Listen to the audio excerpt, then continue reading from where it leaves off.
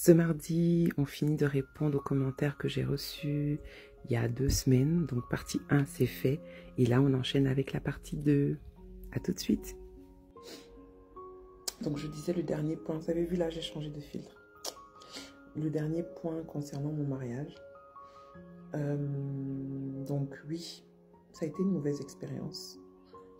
La sortie, encore pire que quand j'étais là-dedans. Comme toute chose, hein, tout n'a pas été rose, tout n'a pas été noir. Il y a des moments heureux, des moments moins heureux. Mais en fait, ce qui m'a marqué dans mon mariage, c'est que il a été basé sur un mensonge. Ok, pas en ce qui me concerne, parce que j'ai été transparente dès le départ sur mes intentions, sur mes projets. Et finalement, le long du parcours, je me suis rendu compte que l'honnêteté n'avait pas été totalement partagée.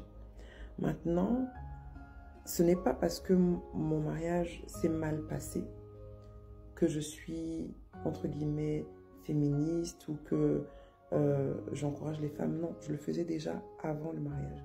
Et ça vient de mon éducation. Ça vient, j'en parlais avec une de mes cousines la dernière fois, du fait que j'ai vu dans ma famille, dans ma lignée maternelle et même paternelle, des femmes être indépendantes dans les années 50, même avant, parce que mes grands-mères, c'est plutôt les années 30-40, hein, je par là.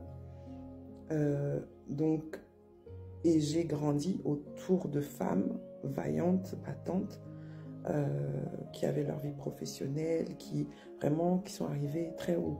Si je vous mets la liste, vous serez impressionnés des femmes qui m'ont entourée. Donc ça, c'est quelque chose que j'ai toujours eu et je pense que ça a peut-être joué contre moi parce que dans le mariage, parce que voilà, j'étais peut-être considérée comme une forte tête et comme quelqu'un qui ne faisait pas ce que les femmes sont censées faire. Maintenant, ce que la fin désastreuse de mon mariage m'a apprise, c'est que je crois toujours au mariage en fait. C'est que je sais que je vais me remarier et je sais que j'aurai un meilleur mariage.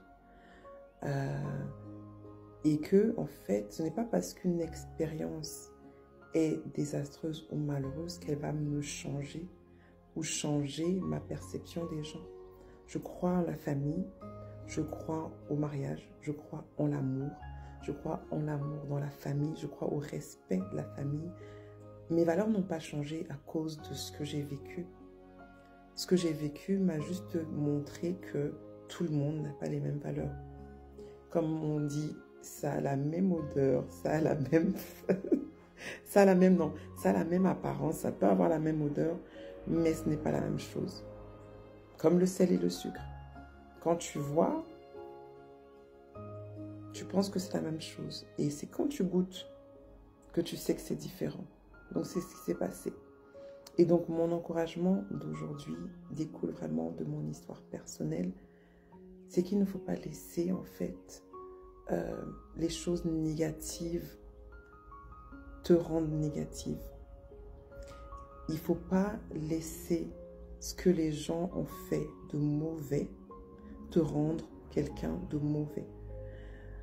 Pour moi, c'est-à-dire que plus on m'a fait du mal, plus j'ai cru, plus je me suis accrochée en l'amour, plus je me suis accrochée à la famille, plus je me suis accrochée à mes valeurs, à ma valeur de femme, à ce en quoi je crois, plus je me suis accrochée à l'être humain, parce que je pense que l'être humain est bon, parce que je pense que la famille c'est sacré, je pense que les enfants sont sacrés, donc vraiment, peu importe ce qui t'arrive, garde tes valeurs.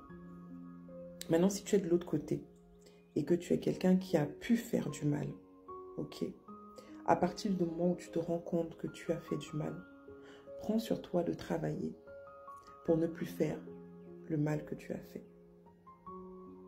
Dans tous les cas, peu importe ce qui nous arrive, on est obligé d'apprendre. On est obligé d'apprendre. Et c'est ce que je voudrais t'encourager à faire aujourd'hui. apprends de tout ce qui se passe dans ta vie. Apprends soit à croire encore plus fort à tes valeurs, soit à te réajuster pour éviter de commettre les mêmes erreurs, blesser les personnes qui sont autour de toi en fait, finalement. Donc voilà, c'est tout pour aujourd'hui. Je t'embrasse et je te souhaite un excellent mardi. Et n'oublie pas, tu es belle, tu es forte et tu as de la valeur.